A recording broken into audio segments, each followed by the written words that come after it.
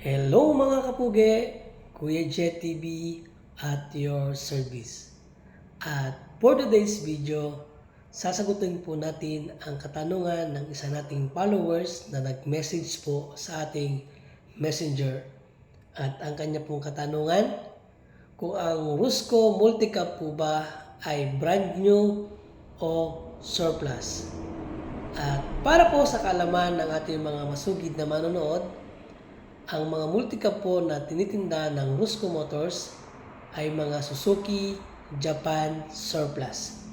Wala pong brand new na Suzuki na binebenta o tumatakbo na multicab dyan po sa kalsada. Lahat po ng mga multicab na tumatakbo po dyan sa kalsada, lahat po yan ay surplus, recondition, Japan Surplus. Kung meron man pong brand new na makikita kayo dyan, hindi po yan Suzuki. Mga Dongfeng po yan, mga China.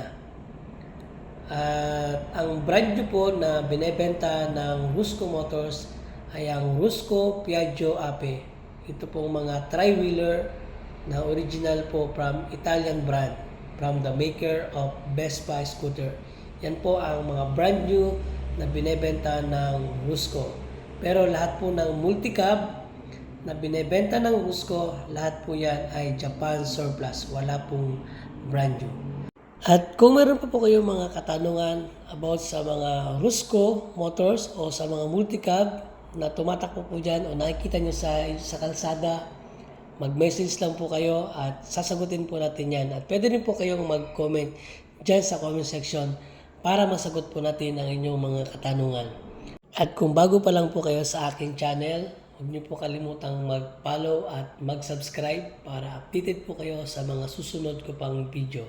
Maraming salamat po sa inyong panonood and God bless us all.